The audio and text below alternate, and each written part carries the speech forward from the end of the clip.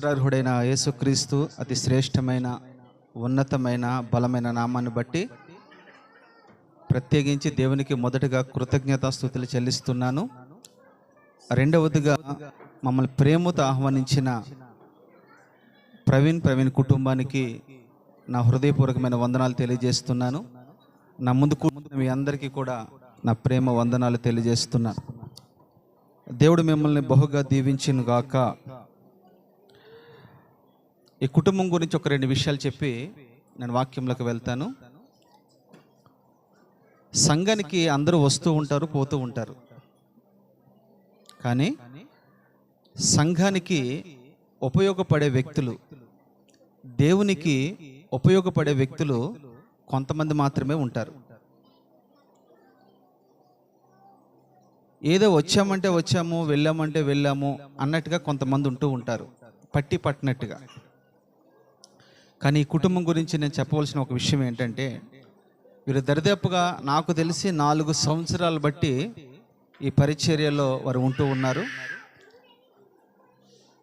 క్లిష్ట పరిస్థితిలో కూడా, ఇరుకులో కూడా వారు మమ్మల్ని వెంబడించటం ఈ కూడిక ద్వారా నేను మీ అందరికీ తెలియపరుస్తున్న విషయం ఏంటంటే, ఇరుకులో కూడా మనకు స్థలం లేదు కదా అన్నట్టు మరి ఏ రోజున కూడా అనుకోలేదు. ఆ స్థితిలో కూడా వారు వెంబడిస్తూ వచ్చారు. చాలా నమ్మకస్తులు. ఎంత నమ్మకస్తులు అంటే,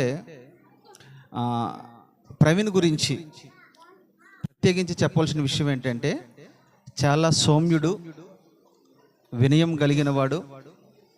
ఏ రోజు కూడా వారి భార్యాభర్తలు ఇద్దరు కూడా నా మాట వ్యతిరేకించడం కానీ, తక్కువగా చూడడం కానీ నేను ఎప్పుడు చూడలే. కారణం ఏంటంటే, వారు దేవుని పట్ల, దైవజనుల పట్ల ఎంతో ప్రేమ కలిగి ఉన్నారు. వారిని బట్టి కూడా నేను దేవుని ఎంతగానో స్తుతిస్తూ ఉన్నాను.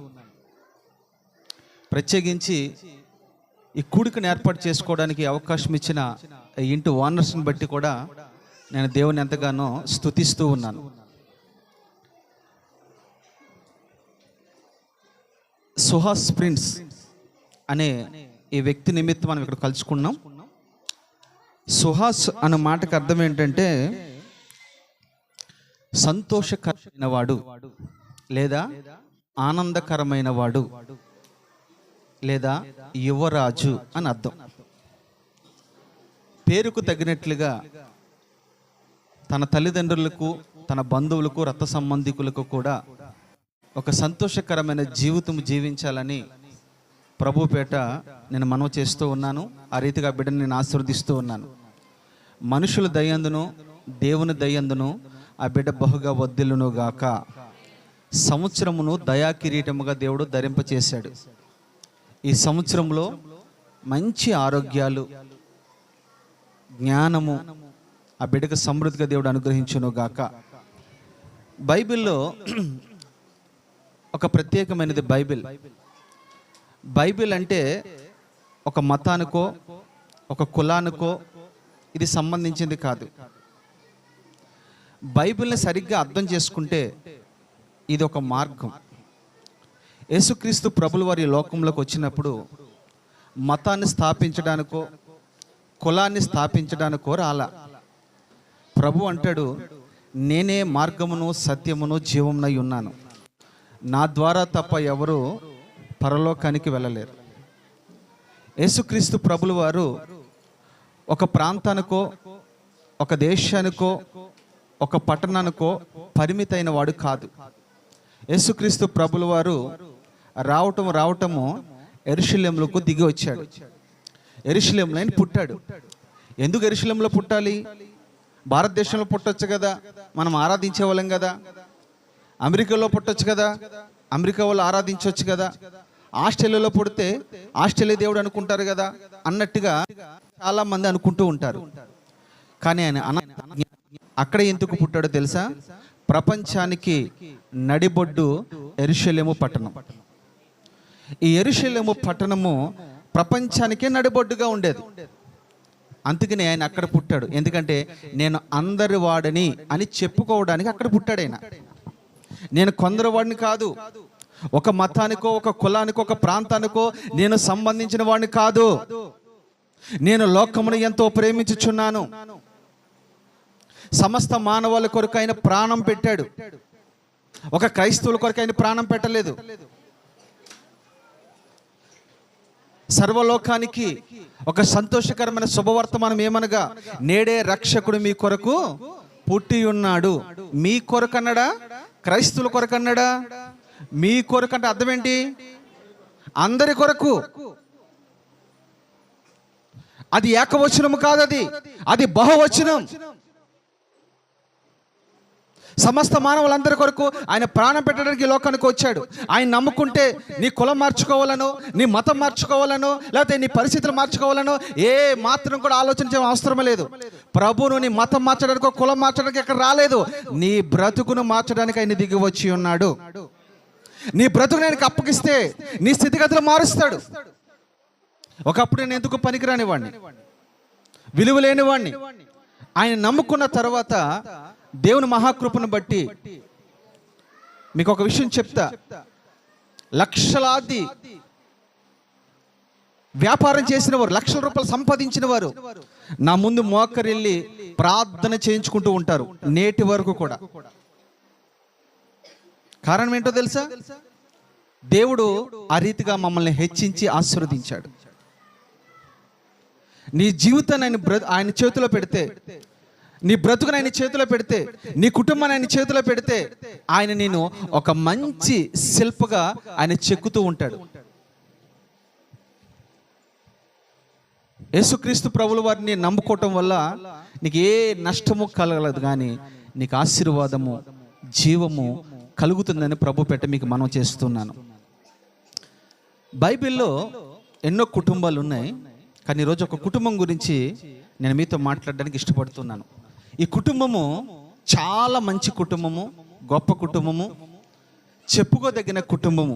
అంత మాత్రమే కాదు, ప్రపంచానికే గొప్ప గొప్ప వ్యక్తుల్ని అందించిన కుటుంబం. కుటుంబం గురించి నిజంగా ప్రతి వ్యక్తి కూడా తెలుసుకోవాలి. ఈ కుటుంబం గురించి కొన్ని విషయాలు నేను మీతో మాట్లాడతాను. మీ పరిశుద్ధమైన గ్రంథాలు తెరవండి. నిర్గమకాండము 2వ అధ్యాయము 1వ వాక్యం నుంచి చదువుకుందాం. లేవి వంశస్థుడొకడు వెళ్ళి, ఇక్కడ ఆగండమ్మా. లేవి వంశస్థుడు ఒకడు వెళ్ళి లేవి కుమార్తెను వివాహము చేసుకునేను.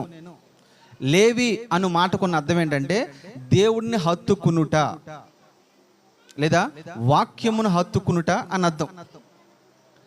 లేవి వెళ్ళి లేవికి సంబంధించిన హత్తుకున్న వ్యక్తుల్ని, నమ్ముకున్న వ్యక్తుల్ని వివాహం ఆడాడు. నెంబర్ 1, ప్రతి క్రైస్తవుడు నేర్చుకోవాల్సిన మొదటి పాయింట్ ఏంటంటే, నీవు క్రైస్తవుడు అయిన తర్వాత క్రైస్తవురాలను మాత్రమే మన వివాహము ఆడాలి.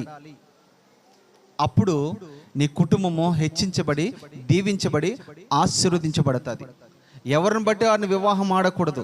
ఎవరైతే దేవునిలో ఉంటారో, ఎవరైతే దేవుని హత్తుకుంటారో, ఎవరైతే దేవునికి సమీపంగా ఉంటారో, ఎవరైతే దేవుని సాక్షిగా ఉంటారో, ఆ వ్యక్తిని మనము వివాహం ఆడితే నీ కుటుంబము నిత్యం ఆశీర్వాదకరంగా, దీవెనకరంగా ఉంటుందని మొదటగా మనం అర్థం చేసుకోవాలి. రెండవదిగా చదువుకుంటే, ఆ స్త్రీ గర్భవతి ఒక కుమారుని కని వాడు సుందరుడు అంటే అందగాడిగా ఉన్నప్పుడు చూచి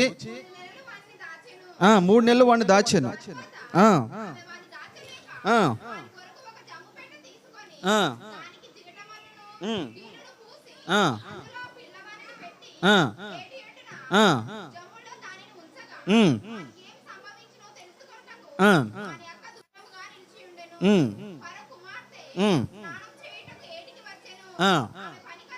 ఆమె పనిగత్తెలు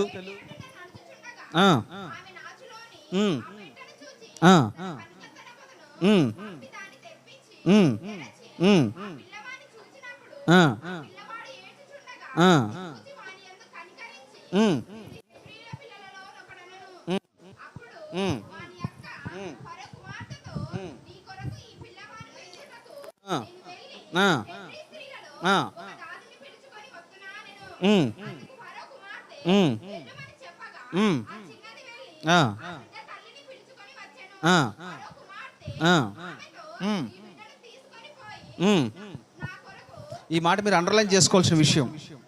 ఈ పిల్లవాడి విషయంలో నేను నీకు జీతం ఇస్తాను, ఇతని నా కొరకు నీవు పెంచాలి. ఏమిచ్చి పెంచాలి? పాలిచ్చి పెంచాలి. ఇంకా మీరు వాక్యం చదవద్దు, ఇక్కడి నుంచి నా వైపు చూడండి. ఈ తల్లిదండ్రుల పేరు ఏంటయ్యానంటే, ఒక ఆయన పేరు అమ్రాము, ఏకేబే. వీళ్ళకి ఇద్దరు కుమారులు, ఒక కుమార్తె ఉన్నది. ఒక ఆయనేమో ఇజ్రాయేల్ ప్రజలు నడిపించే నాయకుడు, పెద్ద ఆయనేమో ఇజ్రాయేల్ ప్రజలకి యాజకుడు, కుమార్తె ఏమో ఇజ్రాయేల్ ప్రజలకి ప్రవక్తనిగా ఉన్నారు. అంటే ఒకే కుటుంబంలో నుంచి బలమైన వ్యక్తులను దేవుడు బయటకు తీసుకొచ్చాడు. ఎందుకు తీసుకొచ్చాడో తెలుసా? భక్తి అనేది మన రుద్దుతే వచ్చేది కాదు. భక్తి అనేది మనం ఏదో చేస్తే వచ్చేది కాదు. భక్తి అనేది మొదటగా తల్లిదండ్రుల్లో ఉండాలి. భక్తి తల్లిదండ్రుల్లో ఉంటే ఆటోమేటిక్గా పిల్లలకు అది ట్రాన్స్ఫర్ అవుతుంది. మీరు దేవుని సన్నిధిలో నీ కుటుంబంలో ఉన్నప్పుడు ప్రార్థన చేయి, అది నీ పిల్లలు చూస్తారు కదా. చూసి వెంటనే వాడు కూడా అంటాడు, మేము కూడా ప్రార్థన చేసుకోలేమో. మీరు భోజనం చేసినప్పుడు ప్రార్థన చేసి భోజనం చేయండి, మనం కూడా ఇలాగ ప్రార్థన చేసి భోజనం చేసుకోలేమో. నువ్వు ప్రయాణమై వెళ్తూ ఉన్నప్పుడు ప్రార్థన చేసుకుని వెళ్ళు, ఇలాగ ప్రార్థన చేసుకుని వెళ్ళాలేమో.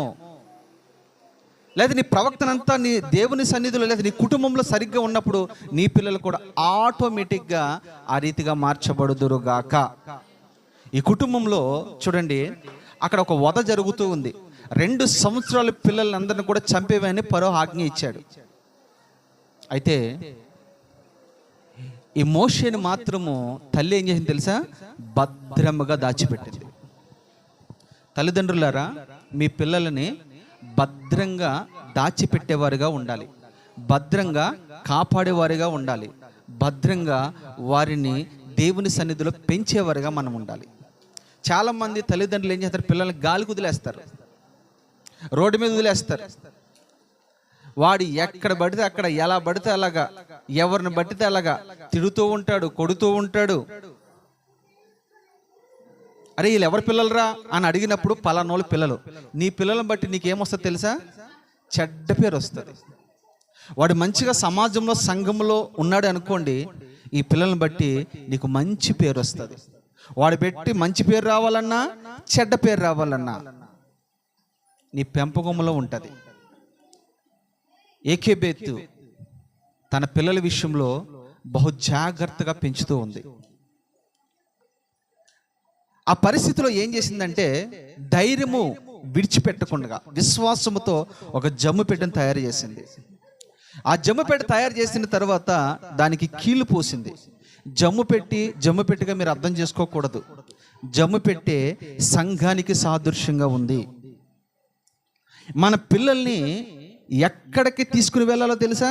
సంఘంలోకి తీసుకుని వెళ్ళాలి. ఎప్పటి నుంచి? చిన్నతనము నుండి. అందుకని సామెతలో ఉంటుంది, బాలుడు నడవవలసిన త్రోవలలో వాణ్ణి నడిపించండి, పెద్దవాడైన తర్వాత అది మన పిల్లల్ని కూడా మనం వెళుతూ ఉన్నప్పుడు మనతో పాటు తీసుకుని వెళ్ళాలి. మన పిల్లల్ని మనతో పాటు దేవుని సన్నిధికి తీసుకురావాలి. మనతో పాటు వాళ్ళు ప్రార్థన చేసేటట్టుగా చేయాలి, మనతో పాటు వాక్యం వినేటట్టుగా చేయాలి. నువ్వు ఎప్పుడైతే ఇలా చేస్తూ ఉంటావో పెద్దవాడైన తరువాత వాడు దానిలో నుంచి తొలగిపోడు. అది నేర్చుకుంటూ ఉన్నతమైన అనుభవంలోకి వెళుతూ ఉంటాడు. ఎలిజబెత్గా ఈ విషయంలో మీరు గమనిస్తే ఏకేబేత్ ఆ రీతిగానే ఆలోచన చేసి వాళ్ళ పిల్లవాడిని తీసుకెళ్ళి ఒక సంఘంలో అంటే జమ్ము పెట్టెలో పెట్టింది. భద్రంగా ఉంటూ ఉన్నాడు. ఈలోగాడు ఎలాగుంటున్నాడు, ఎక్కడికి వెళుతున్నాడు, ఏ మార్గం గుండా వెళ్తున్నాడు అని తన అక్కని కాపుదలగా పెట్టింది. నైలు నది అని అంటే చాలా భయంకరమైన నది. అది ఎక్కువ అందులో మొసళ్ళు ఉంటూ ఉంటాయి. అందులోకి వెళ్ళిన వాడు బ్రతికి బట్టకట్ట పరిస్థితి ఉండనే ఉండదు. ఆ జమ్ము పెట్టెలో పెట్టిన కీలు పూసిన తర్వాత చూడండి, అక్కడ గొప్ప ఆత్మీయ విషయాలు నేను మీకు చెప్తాను. జమ్ము పెట్టి సంఘానికి సాదృశ్యం అని చెప్పాను. ఆ కీలు అనేది చూడండి, జమ్ము పెట్టి లోపలికి నీరు వెళ్లకుండా దాన్ని ప్రొటెక్షన్ ఇవ్వడానికి దాన్ని ఏం చేశాడంటే కీళ్లతో పూసింది. అంటే ఈ లోకమనే నీళ్లు, ఈ లోకమనే పాపము, ఈ లోకమనే మాలిన్యము ఆ జమ్ము బిడ్డ లోపలికి వెళ్ళి ఆ బిడ్డకి అంటకుండగా ఏం చేసిందంటే కీలు పూసింది, భద్రపరుస్తూ ఉంది. నీ పిల్లల విషయంలో అలాంటి ఆలోచన కలిగి నువ్వు లేకపోతే ఇప్పుడు నీకు బాగానే ఉండొచ్చు, కానీ ఒక 10-12 సంవత్సరాల వయసు వచ్చిన తర్వాత అదే పిల్లలను బట్టి నిజంగా నువ్వు దుఃఖపడతావు, నిజంగా నువ్వు ఏడుస్తావు, గుండెలు బాదుకుని ఏడుస్తావు. అంత మాత్రమే కాదు, వాడిని బట్టి మీ బంధువులు ఏడవాలి, రక్త సంబంధికులు ఏడవాలి. అంత మాత్రమే ఆడి బట్టి ఏ స్కూల్కి వెళ్తే ఆ స్కూల్ యజమాని ఏడుస్తూ ఉంటారు. నీ పిల్లల్ని సరైన మార్గంలో మనం పెంచకపోతే గనక సమాజము, సంఘము, కుటుంబము, బంధు, రక్త అందరూ కూడా దుఃఖపడవలసిన పరిస్థితి వస్తుంది. అందుకనే మొక్కై వంగనదే మ్రానే వంగదు కదా. మొక్కగా ఉన్నప్పుడే పిల్లలు మనము సరిచేసేవారుగా, చెక్కేవారుగా మనం ఉంటే ఆడు మంచి ప్రయోజకుడిగా మార్చబడతాడు. తన కుమార్తెను పంపిస్తూ ఉంది. తమ్ముడికి ఏమైనా అపాయం జరుగుద్దేమో కాపుదల. అమ్మా, మీ పిల్లలు స్కూల్కి వెళ్తున్నారో కాలేజీకి వెళ్తున్నారో నాకు తెలియదు, కానీ వారు ఎలాగ వెళ్తున్నారు, ఎలాగ వస్తున్నారు మీరు గమనిస్తున్నారా? వారి ఫోన్లు మీరు గమనిస్తూ ఉన్నారా? వారు ఎవరితో స్నేహం చేస్తున్నారు మీరు గమనిస్తూ ఉన్నారా? వాడు ఏం చూస్తున్నాడో మీరు గమనిస్తూ ఉన్నారా? ఎవరితో మాట్లాడుతున్నారో మీరు గమనిస్తూ ఉన్నారా? ఈ రోజున సెల్ ఫోన్లు చూసి చాలా మంది బిడ్డలు పాడైపోతూ ఉన్నారు. ఒక యథార్థ సంఘటన చెప్తాను, వినండి. తల్లిదండ్రులు ధనము సంపాదనని మస్కట్ ప్రాంతానికి వెళ్ళారు. వాళ్ళిద్దరిని ఒక రూమ్లో ఉంచి చక్కగా వాళ్ళకి కావాల్సిన అందిస్తూ ఉన్నారు. యవన దశకు వచ్చారు.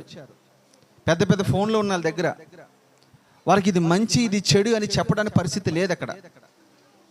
ఆ సెల్ ఫోన్లు చూసి నెమ్మదిగా పాపంలోకి వెళ్ళిపోయారు. వాళ్ళు వెళ్ళిపోయిన తర్వాత ఒకరోజు ఎవరో లేని సమయంలో అన్న చెల్లెలతో పాపం చేశాడు. ఎప్పుడైతే ఆ పాపానికి రుచిపడిగాడో ఆ పాపం కంటిన్యూషన్ అవుతూ ఉన్నప్పుడు ఒక విషయం, భయంకర విషయం ఏం తెలిసిందో తెలుసా? ఆమె గర్భం ధరించిందని తెలిసింది. ఇది ఎవరికైనా చెప్పుకోవడానికి సిగ్గయ్యి, సమాజానికి చెప్పాలంటే సిగ్గయ్యి వాళ్ళ తల్లిదండ్రులకి విషయం తెలిసిన తర్వాత వాళ్ళిద్దరిని కూడా విషం పెట్టి చంపేశారు. మన పిల్లలే కదా అని అనుకుంటాం మనం. వారు ఏం చూస్తున్నారో నువ్వు గమనించాలి, ఏం వింటున్నారో నువ్వు గమనించాలి, ఎక్కడికి వెళ్తున్నారో నువ్వు గమనించాలి. ఒకవేళ నువ్వు గమనించకపోతే నీ సంపాదనని వెంపర్లాడుతూ వెళ్ళావనుకో, తర్వాత నీ బిడ్డలను బట్టి నువ్వు వేడవలసి వస్తుంది. ఈ సంపాదన అంతా కూడా వ్యర్థమైపోతుంది. ఇక్కడ మనం నేర్చుకోవాల్సిన విషయము, కుమారుడి విషయంలో కుమార్తెని పంపిస్తూ ఉంది. అంత మాత్రమే కాదు, ఆ ఏటిలోకి స్నానం చేసి వచ్చిన ఒక రాణి వచ్చింది. ఆ జమ్మి పెట్టిన గమనించింది, ఇది చాలా అందంగా ఉందని చూసింది. అది ఓపెన్ చేసింది. అందులో ఒక పిల్లవాడు కనపడ్డాడు. వాడు చాలా అందంగా ఉన్నాడు. మోషే నిజానికి చాలా అందగాడు. ఆ చూసి ఆ వ్యక్తిని చంపడానికి ఇష్టం లేక తను ఇష్టపడి తన దగ్గర తీసుకుని ఆడిస్తూ ఉంది. ఇలాగ ఏడుస్తూ ఉన్నాడు. తన వెంబడిస్తున్న అక్క వచ్చింది, అమ్మా వీడిని పెంచడానికి ఒక పనామని తీసుకురమ్మంటారా అని అడిగింది. ఆమెకున్న ధైర్యం చూడండి. అని అంటే ఆ తల్లి ఏమందో తెలుసా? ఆ మాట చదువు ఒకసారి.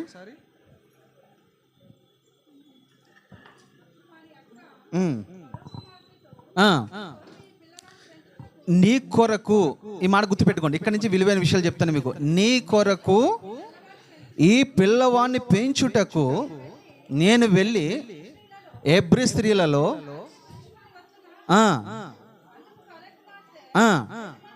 వెళ్ళమని చెప్పగా ఆ చిన్నది వెళ్ళి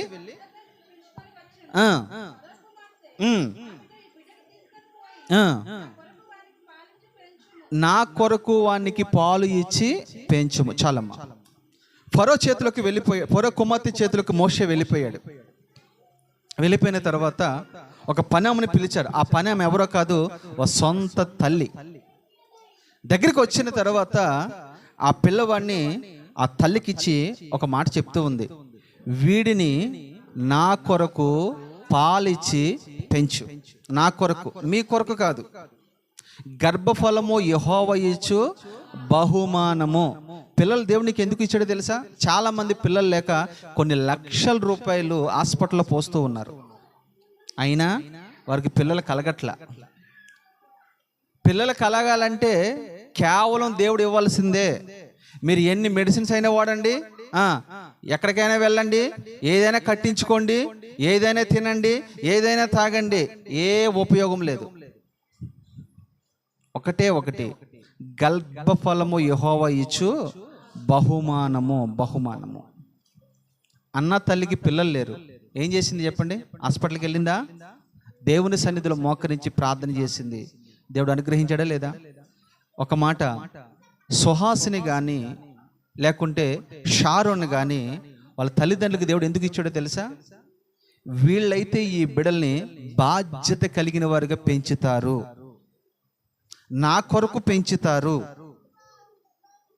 నా రాజ్య విస్తరణ కొరకు, నా రాజ్య వ్యాప్తి కొరకు ఈ బిడ్డల్ని పెంచుతారు. ఒక నమ్మకముతో దేవుడు మీ చేతిలో వారిద్దరిని పెట్టాడు. ఫరో కుమార్తె ఆత్మీయంగా యేసుక్రీస్తు ప్రభుల వారికి సాదృశ్యంగా ఉంది. ఆ పని ఆమె నీకు నాకు సాదృశ్యంగా ఉంది. ఇప్పుడు ఆ తల్లి అంటుంది, వీడిని నేను నీకు ఇస్తూ ఉన్నాను, నేను నీకు ఇస్తూ ఉన్నాను, వీడిని నువ్వు నా కొరకు పాలిచ్చి పెంచాలి. ఎవరి కొరకు పెంచాలి అంటున్నాడు? అమ్మా, మన పిల్లల్ని ఎవరి కొరకు పెంచుకుంటాం మనం? మన కొరకే కదా. చెప్పండి, 99% ప్రతి తల్లిదండ్రులకు ఉన్న ఆలోచన ఇదే. వీడు నా కొరకు, వీడు పెద్ద ఎదిగిన తర్వాత నన్ను బాగా చూస్తాడు, వీడు పెద్ద ఎదిగిన తర్వాత నన్ను కారులో తిప్పుతాడు, వీడు పెద్ద ఎదిగిన తర్వాత ఫ్లైట్లో తిప్పుతాడు, వీడు పెద్ద ఎదిగిన తర్వాత బంగ్లాలో కడతాడు, హ్యాపీగా నేను ఉండొచ్చు అని చాలా మందికి ఒక ఆలోచన, ఆశ ఉంటూ ఉంటుంది. ఆశ మంచిదే, ఆలోచన మంచిదే, కానీ నువ్వు ఆశించినట్లుగా నీ పిల్లలు ఉండలేరు. మన పిల్లలని ప్రభు కొరకు నువ్వు పెంచాలి. ప్రభు కొరకు నువ్వు పెంచితే 10 మందికి ఆ వ్యక్తి ఉపయోగపడతాడు. నీ గురించే నువ్వు పెంచుకుంటే కేవలం నీ కొరకే, చెప్పండి, కేవలం నీ కొరకే, నీ కుటుంబం కొరకే ఉపయోగపడతాడు. నేను అంటాను, మన పిల్లలు 10 మందికి ఉపయోగపడాలా, మనకే ఉపయోగపడాలా? చెప్పండి, 10 మందికి ఉపయోగపడాలి. 10 మందికి ఉపయోగపడాలంటే అలాంటి అనుభవంలో వారిని మనం పెంచేవారుగా ఉండాలి. వాక్యం దగ్గర నుంచి నేర్పించాలి వారికి, దేవుని గురించి చెప్పాలి వారికి.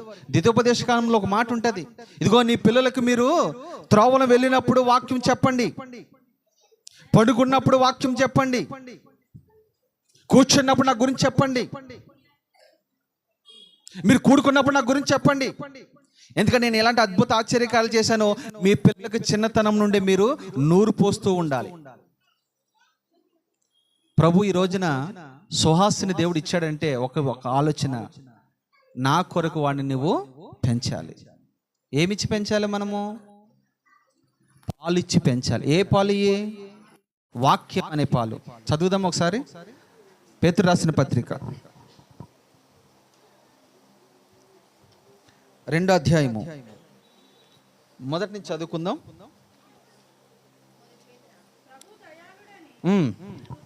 ప్రభు దయాళుడని మీరు రుచి చూచి ఉన్న ఎడల సమస్తమైన దుష్టత్వమును, సమస్తమైన కపటమును, వేషధారణను, అసూయను, సమస్త దూషణ మాటలను మాని క్రొత్తగా జన్మించిన శిష్యుని పోలి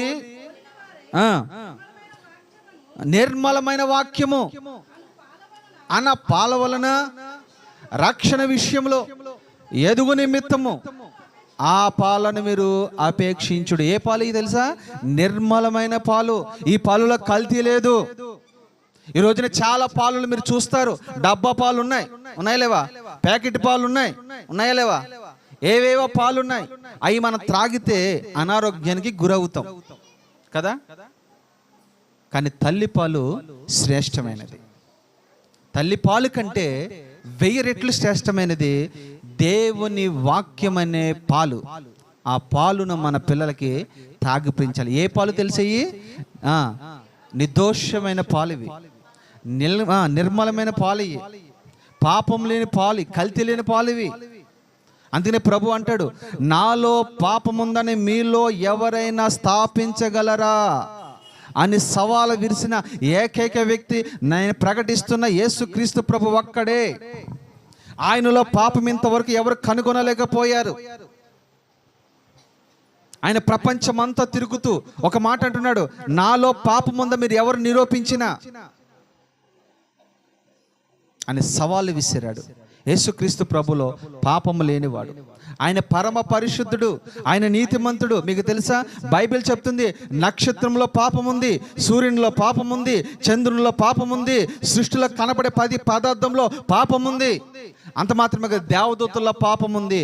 కానీ పరమ పరిశుద్ధుడు యేసుక్రీస్తు ప్రభు ఒక్కడే. ఆది యందు వాక్యముండును, వాక్యము దేవుని యొద్ద ఉండును, ఆ వాక్యమే శరీరధారి అయి కృపా సత్య సంపూర్ణుడిగా మన మధ్యలోకి దిగి వచ్చాడు. ఆ వాక్యమే పాలు, పాలే వాక్యము. ఈ వాక్యము మన పిల్లలకు రోజు పట్టిస్తూ ఉండాలి, వాక్యం నేర్పించాలి. ఈరోజు తల్లిదండ్రులకే వాక్యం చేత కావట్లేదు, వాక్యం చదవడం చేత కావట్లేదు, వాక్యం చెప్పడం చేత కావట్లేదు, వాక్యం వినడం చేత కావట్లేదు. కారణం ఏంటంటే మీరు ఎప్పుడు వాక్యం చదవరు. బైబిల్ ఉంటుంది మీ దగ్గర, ఆదివారం వచ్చినప్పుడు ఎలా తీసుకొస్తారు, మళ్ళీ అలా తీసుకొస్తారు, మళ్ళీ బీరువాలో పెడతారు. 10 సంవత్సరాలైనా ఆ బైబిల్ చక్కగా అలాగే ఉంటుంది. బైబిల్ నీకు ఇచ్చింది ఏంటో తెలుసా? బైబిల్ చదవాలి. బైబిల్ అంటే ఏంటో తెలుసా? ప్రభు మనసది, ప్రభు నీకు నాకు ఇచ్చిన ప్రేమ లేఖది. అది మనం చదవాలి. చదివి అప్పుడు ప్రభుని మనం అర్థం చేసుకుంటాం. ఎవరో చెప్పినంత మాత్రం నువ్వు అర్థం చేసుకోలేవు. ఈ వాక్యంలో దొంగల గురించి రాయబడి ఉంది, వ్యభిచారుల గురించి రాయబడి ఉంది, చెప్పండి, ఇంకా త్రాగుబోతుల గురించి రాయబడి ఉంది, నరహంతకుల గురించి రాయబడి ఉంది, అందరి గురించి రాయబడి ఉంది. కానీ అందులోంచి మనం బయటికి రావాలంటే వాక్యము మనము చదివేవారిగా ఉండాలి. వీడి నా కొరకు పాలిచ్చి పెంచు, నేను నీకు జీతం ఇచ్చేదను. విలువైన మాట మాట్లాడుతూ ఉంది. ఊరినే పెంచొద్దు, పనికి జీతకాడే పాత్రుడు. ఈ బిడ్డలకి ఇచ్చిన బిడ్డలను నా కొరకు పెంచు, నా రాజ్యం కొరకు పెంచు, నా రాజ్య విస్తరణ కొరకు పెంచు. 10 మందిని బాగు చేసే వ్యక్తిగా, 10 మందిని నా తట్టు త్రిప్పే వ్యక్తిగా, 10 మందిని ప్రభు కొరకు సంపాదించే వ్యక్తిగా నా కొరకు నువ్వు పెంచాలి. పెంచు, పెంచితే నేను నీకు జీతం ఇస్తాను. పిల్లలు ఇచ్చారు కదని సంతోషపడి ఏదో నువ్వు నీ ఇంటి పేరు మారుతాడనో, నీ ఇంటి పేరు నిలబెడతాడనో దాని గురించి కదా నీకు పిల్లలు దేవుడు ఇచ్చింది. ఎందుకు ఇచ్చాడు తెలుసా? దేవుని పనిలో ఆ వ్యక్తి కనీసం పని చేస్తాడని. అమ్రమేక వ్యక్తులు కుటుంబంలో 3 దైవజనులు ఉన్నారు. ఎంతమంది ఉన్నారు చెప్పండి? 3 దైవజనులు ఉన్నారు. వారు ఈ రోజున ప్రపంచం అంతా కూడా వారి గురించి మాట్లాడుకుంటూ ఉన్నారు. ఒక్క దైవజనుడు ఒక దేశానికి ఆశీర్వాదకరం. మీకు ఒక మాట చెప్పమంటాడా? ప్రధానమంత్రి కంటే, గొప్ప గొప్ప ధనవంతుల కంటే దైవజనుడు గొప్పవాడు. నీ పిల్లల్ని ఎవరి కొరకు పెంచుతున్నావు? వేటితో పెంచుతున్నావు? తల్లిదండ్రులారా, మళ్ళా మేము ఒక ప్రశ్న అడుగుతున్నాను. నీ పిల్లల్ని పెంచే విషయంలో ఎలాంటి అనుభవాలు కలిగి ఉన్నావు? వాటి చిన్నతనం నుండే దేవుని సన్నిధిలో మనము పెంచేవారుగా ఉండాలి. పెంచడం మాత్రమే కాదు, వాడిని మనం క్రమశిక్షణలో కూడా మనం పెంచాలి. పెంచడం ఒక ఎత్తే కాదు, రెండోది ఏంటి తెలుసా? క్రమశిక్షణలో పెంచాలి. వారిని మనం ఒక్కొక్కసారి కొట్టాలి, తిట్టాలి, సరి చేయాలి. ఆ మాట చదవండి ఒకసారి. ఎఫెసీయులకు రాసిన పత్రిక 4:6-4. తండ్రులారా, మీ పిల్లల్ని కోపము రేపగా ప్రభు యొక్క శిక్షలోను బోధలోను వారిని పెంచుడు. ఎక్కడ పెంచమంటున్నాడు? ప్రభు యొక్క శిక్షణలోను, ప్రభు యొక్క బోధలోను వారిని పెంచుడి. ఎక్కడ పెంచమంటున్నాడు మన పిల్లల్ని? కొంతమంది పిల్లల్ని ఎక్కడ పెంచుతారో తెలుసా? మీరు ఎక్కడో గొడవద్దు, మీరు ఈ రోడ్డుకి ఇలాగ వెళ్ళండి, కాసేపు ఉన్న తర్వాత అక్కడ ఎలాంటి భక్తులు ఉన్నారో మీరు చూడండి. భయంకరంగా పాడైపోయారు. ఎవరు బైబిల్ లేదు వారికి. భయంకరమైన త్రాగుబోతులు అయిపోయారు, దొంగలైపోయారు. అసలు సాయంకాలం 10 దాడుతుంటే ఇటు వెళ్ళాలంటే భయం వేస్తుంది. అలాంటి పరిస్థితి వచ్చేసింది. కారణం ఏంటి తెలుసా? తల్లిదండ్రులు విడిచిపెట్టేశారు. మన పిల్లల్ని దేవునిలో మనం పెంచేవారుగా ఉండాలి. దేవునిలో మనం పెంచితే, ఆయన శిక్షణలోనూ ఆయన బోధలో మనం పెంచితే, పెద్దవాడైన తర్వాత వాడిని బట్టి నువ్వు సంతోషపడతావు, ఆనందపడతావు. ఇలాంటి వారికి నేను జన్మనిచ్చినందుకు నేను నిజంగా గర్వపడుతున్నానని నిన్ను నీవే మెచ్చుకుంటావు. ఒక ప్రశ్న ఇక్కడ కూర్చున్న వాళ్ళందరూ తల్లిదండ్రులను అడుగుతున్నాను. అమ్మా, మిమ్మల్ని బట్టి, మీ గర్భాన్ని పుట్టిన పిల్లల్ని బట్టి ఎవరైనా సంతోషపడుతున్నారా? ఎవరైనా ఆనందపడుతున్నారా? దుఃఖపడుతున్నారా? కొంతమంది స్కూల్లోకి వెళ్తే టీచర్లు ఏడుస్తున్నారండి.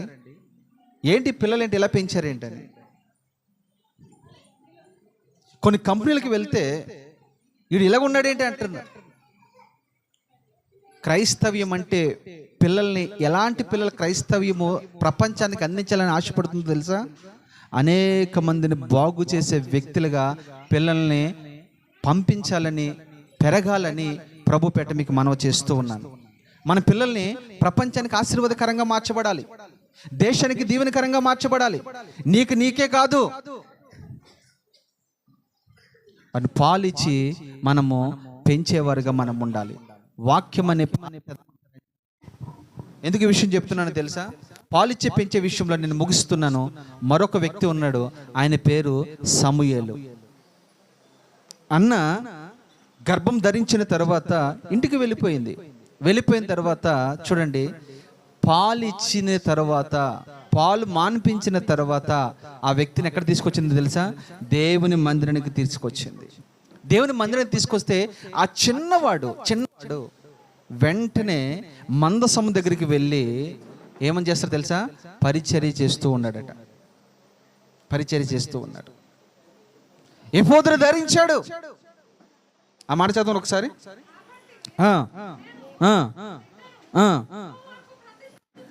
కాబట్టి ఆ బిడ్డను నేను యెహోవాకు ప్రతిష్ఠించుచున్నాను, అంటే దేవునికి అంకితం చేస్తూ ఉన్నాను. ఇక్కడ నుండి వీడు నా బిడ్డ కాడు, ఇక్కడ నుండి దేవుని బిడ్డ, దేవుని దాసుడు, దేవుని సేవకుడు అని దేవునికి డెడికేషన్ చేస్తూ ఉంది.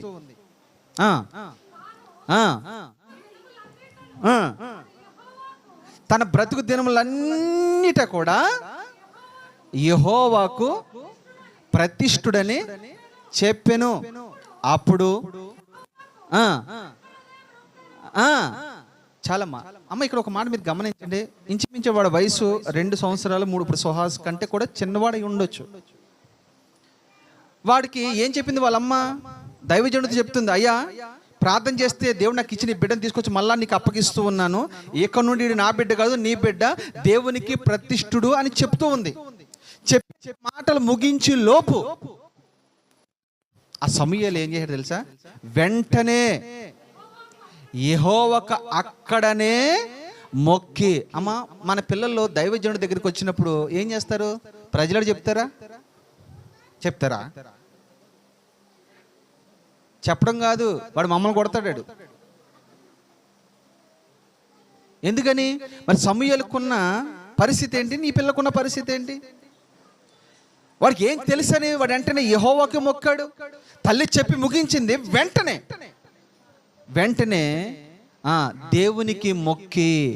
దేవునికి మొక్కాడండి. చిన్నవాడు మొక్కుతూ ఉన్నాడు. మొక్కేం చేశాడు తెలుసా? యెహోవాకు ప్రతిష్ఠుడు అన్న మాట వెంటనే విన్నాడు. ఇంక అక్కడే స్టాప్ అయిపోయాడు. అక్కడి నుంచి పొరపాటును బయటికి రాలా. అప్పుడప్పుడు వాళ్ళ అమ్మగారు వెళ్ళి చూస్తానికి వెళ్ళారు. ఈ వ్యక్తి ఏమయ్యాడో తెలుసా? లాస్ట్కి దాను మొదలుకొని బేర్షెబ వరకు గొప్ప ప్రవక్తగా మార్చబడ్డాడు, యాజకుడిగా మార్చబడ్డాడు, న్యాయాధిపతిగా మార్చబడ్డాడు, ప్రార్థనాపరుడుగా మార్చబడ్డాడు. ఎన్నో అనుభవాలు ఆ వ్యక్తికి ఉన్నాయి. నేనంటాను, నాకు అద్భుతంగా నచ్చిన మాట ఒకటి, అందులో సమూయేలు బ్రతుకు దినములన్నిటిలో కూడా ఫిలిస్తీన్ల దేశ సరిహద్దుల్లో కూడా రాలేదు. యుద్ధం చేయలేదు, కత్తి పట్టుకోలేదు, సైనికులతో పెట్టుకోలేదు, ఏది చేయలే. కానీ ఒక్కటి జరిగింది అక్కడ. ఏంటి తెలుసా? శత్రు ఎవరు కూడా ఆ దేశానికి రాలేదు. ఒక ప్రార్థనాపరుడు నీ ఇంటిలో ఉంటే ఏ శత్రువు నీ ఇంట్లోకి రాడు. ఒక ప్రార్థనాపరుడి ప్రాంతంలో ఉంటే ఈ ప్రాంతం అంతా కూడా దీవించి ఆశీర్వదించబడుతుంది. నీవు కూడా నీ పిల్లల్ని ఒక మోషే వలె, ఒక సమూయేలు వలె మనము పెంచేవారుగా, సమాజానికి అప్పగించేవారుగా మనం ఉండాలి. ఒక్క వ్యక్తి ద్వారా 10 మంది, వందలాది మంది, వేలాది మంది ప్రభు కొరకు సంపాదించగలుగుతాడు. నీ పిల్లలు నీ కొరకు పెంచుకోవద్దు, అడేదో చేస్తాడని నువ్వు పెంచుకోవద్దు. ఒక మాట, 10 మందికి ఉపయోగపడే వ్యక్తిగా నీ బిడ్డలను పెంచుదువుగాక. అలాంటి కృప ఈ కుటుంబానికి దేవుడు అనుగ్రహించునుగాక. Amen, amen.